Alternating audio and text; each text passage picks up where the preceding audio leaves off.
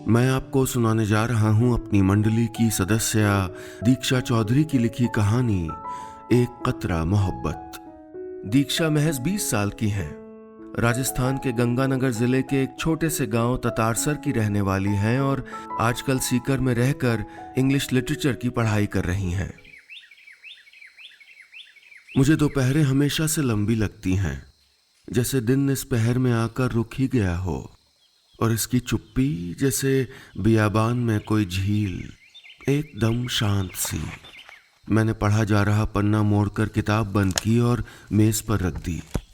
आज इतवार था, यानी वो दिन जिसका सब लोग पूरे हफ्ते बेसब्री से इंतजार करते हैं।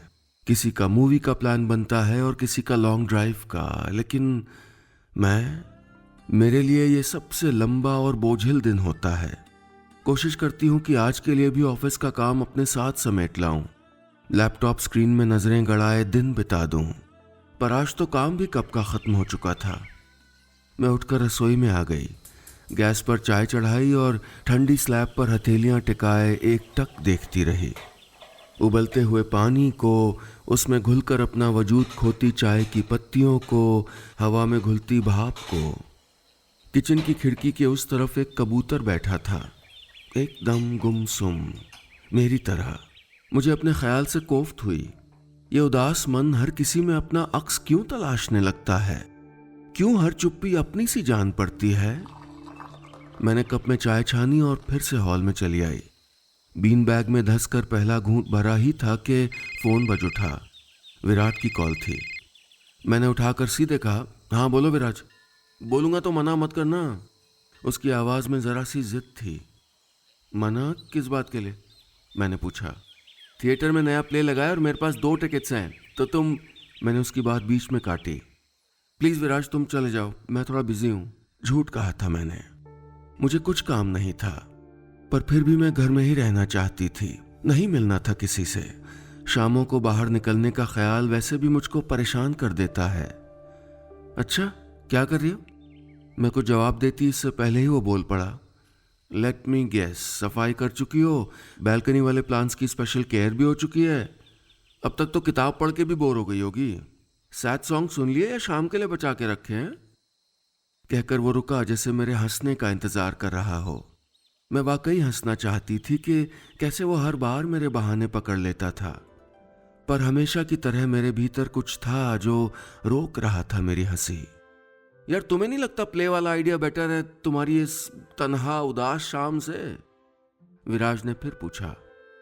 मैं कुछ नहीं बोली। कैसे समझाती उसे कि मेरे लिए उदास और तन्हा शाम से सच में कुछ बेहतर नहीं था। ये अजनबी शहर और अकेलापन खुद मैंने ही चुना था अपने लिए।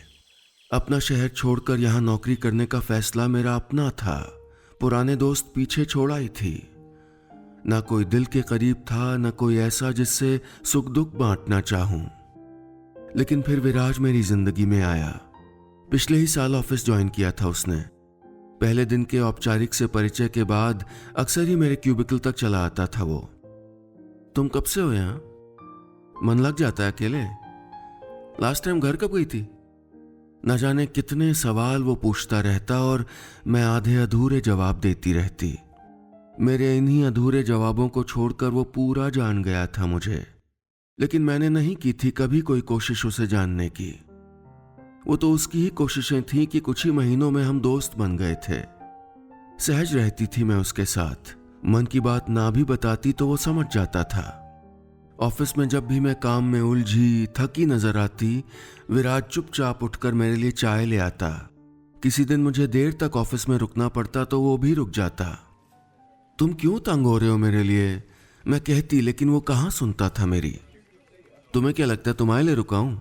बिल्कुल नहीं, मुझे भी काम है भाई, वो कहता और फिर अपने बहाने पर खुद ही हंस पड़ता। मैं भी मुस्कुरा देती। शाम के 4 बजने को थे। आज वर्कलोड काफी ज्यादा था ऑफिस में। मैंने अपना असाइनमेंट खत्म करके मेल किया और आंखें मूंद करके पीछे कुर्सी पर सर टिका दिया।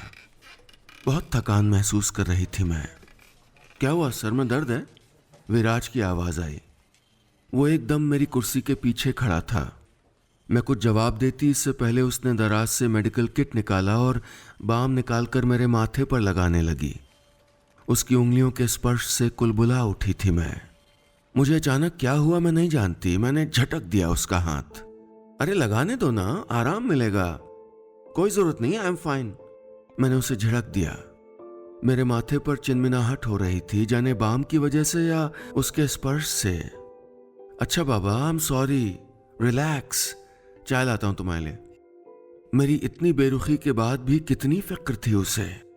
तो क्या सच था वो जो मैं अक्सर उसकी आंखों में अपने लिए देखती हूं, उसकी हर बात में महसूस करती हूं? मेरे इन सवालों का जवाब भी मुझे जल्द ही मिल गया। वो शुक्रवार की शाम थी। विराज मुझे ड्रॉप करने घर तक आया था। मैं गाड़ी से उतरने लगी तो उसने मेरा हाथ थाम लिया। मिशा, मैं कब से कहना चाहता हूं तुमसे, फिर डर जाता हूं। प्रॉमिस करो हम हमेशा दोस्त रहेंगे। मैं कुछ नहीं बोली, देखती रही उस घबराए से चेहरे को, उसके कांपते होठों को।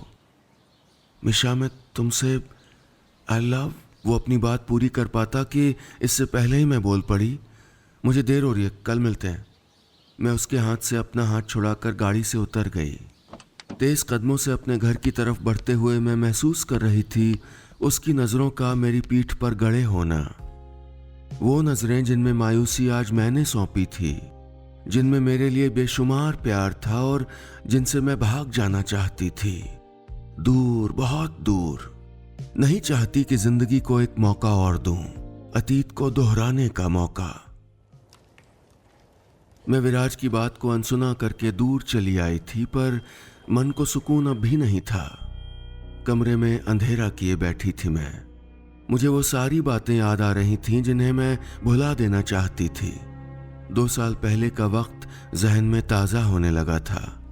उन्हीं दिनों मेरा MBA पूरा हुआ था और मुझे अपने ही शहर में नौकरी मिल गई थी। माँ चाहती थी कि अब शादी कर लूं। मैंने भी उनकी दिनों दिन बढ़ती रट के आगे घुटने टेक दिए थे। कुछ ही दिन बाद कोई दूर का रिश्तेदार मेरे लिए अनंत का रिश्ता लेकर आया। मैं हाँ कहने से पहले अनंत को अच्छे से जान लेना चाहती थी, तसल्ली कर लेना चाहती थी पूरी तरह। घर दिखाने के बहाने पहली बार जब उससे अकेले में बात हुई तो मैंने एक के बाद एक कई सवाल पूछे थे उससे। ग्रेजुएशन और जॉब के अलावा ये भी कि किताब कौन सी पसंद है, म्यूज़िक किस तरह का, और भी बहुत कुछ। मगर उसने, मैं सुनना नहीं चाहता हूँ, जानना चाहता हूँ, साथ वक्त बिताकर, यही कहा था उसने। उसकी गहरी आंखों के अलावा यही बात थी जो मेरे दिल में उतर गई थी। उस दिन के बाद भी हम कई बार मिले। अच्छा लगता था मुझे उसका साथ, मेरा ख्याल रखना, मेरी पसंद नापसंद की कद्र करना, सब कुछ। करीब 2 महीने बाद हम दोनों ने ही घर पर एक दूसरे के लिए हाँ कह दी। तुरंत सगाई हुई और 6 महीने बाद की तारीख को शादी का फैसला। मिशा, तुम कभी उदयपुर गई हो? एक रोज उसने पूछा था मुझसे। नहीं, मैंने कहा तो वो तुरंत बोला, चलें इस वीकेंड, मैं और तुम। मैं असहज हो गई। मुझे चुप देखकर उसने पूछा, क्या सोचने लगी? मन नहीं है? वो बात नहीं, घर पे क्या? अरे बाबा, बोल देना ऑफिस ट्रिप पे जा रही हो, 2 दिन की तो बात है। वो बेफिक्री से बोला। मैं अब भी चुप थी। देखो, मैं चाहता हूँ कि हम एक दूसरे को और अच्छे से जानें, साथ में वक्त बिताएं, बस इसीलिए। अगर तुम कंफर्टेबल नहीं हो, इफ़ यू डोंट ट्रस्ट, ऐसा नहीं है अनंत। मैंने उसे बीच में ही रोक दिया था। प्यार के साथ भरोसा भी तो आता है ना। मैंने भी कर लिया था भरोसा। चली गई थी उसके साथ उदयपुर, और यही मेरी सबसे बड़ी गलती थी। उस रात मेरे लाख मना करने के बावजूद उसने जो मेरे साथ किया वो मैं कभी नहीं भूल सकती। मैं धकेलती रही उसे खुद से दूर, चीखती रही थी, पर वो नहीं रुका था। कितनी भारी थी वो रात, कितने गहरे जख्म दे गई थी मुझे। अगली सुबह मैं अकेली वापस लौट आई थी। बता दिया था माँ को सब। माँ ने अपनी उंगली मेरे होठों पर धर दी थी। कहा था, एकदम चुप, इस बात का जिक्र किसी से मत करना। एक बार शादी हो जाएगी तो सब ठीक हो जाएगा, तू भी भूल जाएगी बेटा। पुलिस केस करना तो दूर, मैं उनको इतनी सी बात मुश्किल से समझा पाई थी कि माँ, मैं ये शादी नहीं कर सकती, और शादी के बाद भी कुछ नहीं बदलेगा। नहीं बन सकती ऐसे रिश्ते में जिसमें मेरी सहमति, मेरी मर्जी कोई मायने नहीं रखती। आज सुबह कुछ बोझिल सी थी। रात देर से आंख लगी, सुबह भी जल्दी ही उठ गई। अजीब सा अनमनापन तारी था मुझ पर। मैंने अपने स्पोर्ट शूज़ पहने और कानों पर हेडफोन्स लगाकर जॉगिंग के लिए निकल गई। दौड़ती रही खूब तेज, खूब दूर तक, जब तक कि थक कर चूर न हो गई। ऑफिस जाने का बिल्कुल मन नहीं था। सच कहूं तो विराज का सामना नहीं करना चाहती थी। मैंने 4 दिन की लीव एप्लीकेशन मेल कर दी। इन 4 दिनों में विराज की कितनी कॉल्स आईं जो मैंने नहीं उठाई, कितने मैसेज आए जिनका मैंने कोई जवाब नहीं दिया। चौथे दिन शाम को मैं अकेली बैठी थी, तभी डोरबेल बजी। जाकर देखा तो विराज था। ऑफिस क्यों नहीं आ रही हो? Are you all right? मैं एक तरफ हुई तो वो अंदर चला आया, वहीं सोफे पे बैठ गया। चाय पियोगे? मैं चाय पी रही थी। मैं दरवाज़ा बंद करके उसके सामने वाले सोफे पर बैठ गई। उसने नामे गर्दन हिला दी, फिर बोला, जानता हूँ क्यों नहीं आई ऑफिस। मैंने हैरानी से उसकी तरफ देखा। मुझसे भाग रही हो ना? सामना नहीं करना चाहती मेरा? मैं चुप रही। मीशा, जवाब तो दो मेरी बात का। उसने फिर पूछा। विराज, हम दोस्त ही अच्छे हैं, सिर्फ दोस्त। मैं हाँ नहीं कह सकती तुम्हें, मैंने कहा। वो ज़रा रुक कर बोला, कह सकती नहीं या कहना चाहती नहीं? विराज, हम अलग हैं बिल्कुल, हमारी पसंद नापसंद। मैं अटकते अटकते सिर्फ इतना कह पाई। मुझे तो नहीं लगता, विराज बोला। मैं चुपचाप उसकी तरफ देखती रही। झूठ ना मुझे बोलना आता है ना तुम्हें, फिर कैसे हुए अलग? मैंने अचकचाकर नजरें फेर ली। वो फिर बोला, तुम मुझे बताओ तो सही, आखिर ऐसी कौन सी बात है जो कोई बात हो? ये जरूरी है क्या विराज? ये सिर्फ मेरा फैसला नहीं हो सकता कि? मैं कहते कहते रुक गई। मेरी बात सुनकर उसकी आंखें भर आईं। उन भीगी आंखों में मुझे खो देने का कितना डर था, पर मुझे नहीं देखना था ये सब, नहीं पढ़ने देना था खुद को कमजोर। सही सोचते हो तुम, है वजह, बहुत बड़ी वजह है विराज, मैंने तेज आवाज में कहा, जैसे सिर्फ उससे ही नहीं खुद से भी कह रही थी, याद दिला रही थी खुद को। सब ऐसे ही शुरू हुआ था, ऐसे ही करीब आना, प्यार में पड़ना, और फिर। विराज हैरान सा खड़ा सुन रहा था। मैं मुश्किल से बोल पा रही थी, कितने ही शब्द सिसकियों तले दब गए थे, लेकिन जैसे तैसे मैंने सब बता दिया विराज को, सब कुछ। कुछ दुख समय के साथ डर की शक्ल ले लेते हैं, चिपक जाते हैं हमारे वजूद से किसी परछाई की तरह। मैं हर स्पर्श से कैसे कसमसा उठती थी, फिर चाहे कितना ही अपना क्यों ना हो। चाय का कप थमाते वक्त विराज की उंगलियों का छू जाना, थिएटर में साथ बैठते वक्त उसका मेरे कंधे पर महज हाथ रख देना, सब कितना असहज कर जाता था मुझे। 2 साल गुजर गए हैं मगर बुरे सपनों ने पीछा नहीं छोड़ा है मेरा। जैसे कोई नोच रहा हो मुझे, जैसे किसी की उंगलियां फिसल रही हो मेरी देह पर एक भद्दे ढंग से, या जैसे सैकड़ों आंखें मुझे घूर रही हों और मैं नजरें झुकाए किसी अपराधी सी खड़ी हूं उनके बीच। मन के जख्म देह से कहीं गहरे होते हैं। मैं आज भी उतनी ही शिद्दत से महसूस करती हूं उनकी टीस। ऐसे में कैसे दे दूं खुद को इजाजत फिर से वही चूक करने की? शायद विराज भी समझ गया था मेरी बात। उसने मुझसे फिर वो सवाल कभी नहीं किया, बना रहा मेरे साथ एक दोस्त की तरह। करीब 1 महीना गुजरने को था।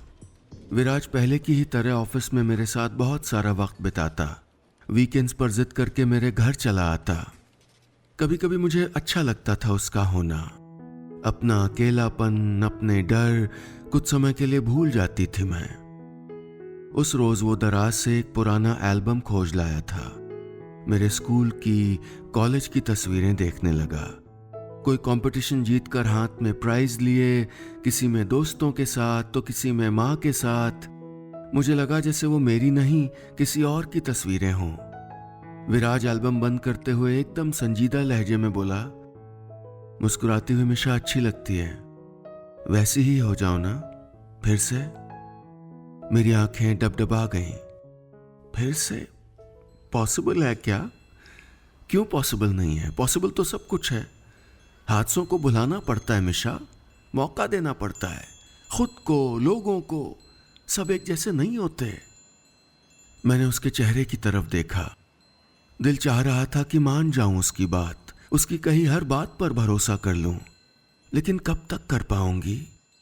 उसके प्यार के बदले में मैं उसे कुछ दे भी पाऊंगी या नहीं?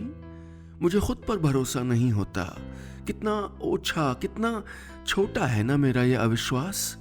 जानती हूं, पर ये मैंने नहीं चुना है, ये जिंदगी ने दिया है मुझे। एक बेहद क्रूर तरीके से सिखाया है कि सौंप देना लाचार बन जाना है, एकदम बेसहारा। और ये मौका नहीं दे सकती मैं, न उसे न अपने आप को। दुख सिर्फ बताए जा सकते हैं, सुने जा सकते हैं, मगर बांटे नहीं। अपने अपने डर, अपनी अपनी उदासियां हमें खुद ही जीनी पड़ती हैं। पर यह सब आसान हो जाता है जब कोई दिल में ढेर सारी फिक्र, ढेर सारा प्यार लिए साथ आ खड़ा हो। बीते महीनों में विराज का होना बिल्कुल ऐसा ही तो बन गया था मेरे लिए। मैं ऑफिस के लिए घर से निकलती तो वो मुझे बाहर इंतजार करता हुआ मिलता। लौटते वक्त भी ऐसा ही होता। रास्ते भर उसकी बातें खत्म नहीं होती थीं। बातों बातों में वो मुझसे कहता रहता, लाइफ ना रुकनी नहीं चाहिए, बुरी यादों पे तो बिल्कुल नहीं। मैं सवालिया नजरों से उसकी तरफ देखती तो कहता, तुम क्यों एक पोखर बन जाना चाहती हो? नदी बन जाओ ना, हमेशा बहती हुई, सब कुछ पीछे छोड़ती हुई। वो नदी जो जानती है कि कितने सुंदर किनारे उसके इंतजार में हैं। मैं चुपचाप सुनती रहती उसकी बात, मन के उस अंधेरे कोने को टटोलने लगती जो इतने वक्त से छुपा कर रखा था मैंने। झांक कर देखना चाहती कि रोशनी का कोई कतरा वहां तक पहुंचा या नहीं। महसूस करना चाहती थी उस रोशनी की गर्माहट अपने भीतर। क्या सोचने लगी? वो मुझे चुप देखकर पूछ लेता। कुछ नहीं, मैं कहती तो हौले से मेरी नाक पर उंगली टिकाकर कहता, जानता हूं मेरे बारे में सोच रही हो। मुस्कुराहटें तलाश रही थी मेरा पता। आजकल मेरा कोई वीकेंड घर में कैद गुमसुम नहीं गुजरता था। हम बहुत सारा समय एक साथ बिताते। एक बेफिक्री महसूस करने लगी थी मैं उसके साथ। सीमाओं के लांघे जाने का डर उसने मुझे कभी महसूस नहीं होने दिया था। आज सोमवार था। हमने वीकेंड साथ बिताया था, पर आज ऑफिस नहीं आया था विराज। कंपनी की किसी जरूरी प्रेजेंटेशन के लिए उसको शहर से बाहर भेजा गया था, पूरे एक हफ्ते के लिए। कितना सूना सा लगता है उसके बिना। मैं अपने ख्याल पर ठिठकी, खुद को टोका भी, पर फिर थोड़ा सा आजाद छोड़ दिया खुद को, अपने मन को। आज विराज और मैं पूरे एक हफ्ते बाद मिले थे। वो मुझे देखते ही बोल पड़ा, मुझे मिस तो नहीं किया ज्यादा? नहीं, बिल्कुल भी नहीं, मैंने कहा। एक पल के लिए उसका चेहरा फीका पड़ गया। मैंने मुस्कुराकर उसकी नाक पर उंगली टिका दी जैसे वो अक्सर किया करता था। हौले से कहा, फिर कब जाओगे तुम? मेरे लिए मुस्कुराहटें जोड़ता चेहरा मेरे सामने था। मैं बताना चाहती थी उसको कि मिस किया विराज, बहुत सारा मिस किया तुम्हें। तुम नहीं थे तो लगा जैसे मैं एकदम अकेली छूट गई हूं। पर तुम्हारी मौजूदगी कितनी खूबसूरत है ये महसूस करने के लिए जरूरी था तुम्हारा ना होना। तुम हमेशा रहोगे ना मेरे साथ? मैंने पूछा तो विराज मुस्कुराकर बोला, हमेशा। मैंने उसकी उंगलियों में अपनी उंगलियां फंसा ली। मैं जाने को कहूंगी तब भी? उसने मेरा हाथ कसकर पकड़ लिया और बोला, हाँ तब भी।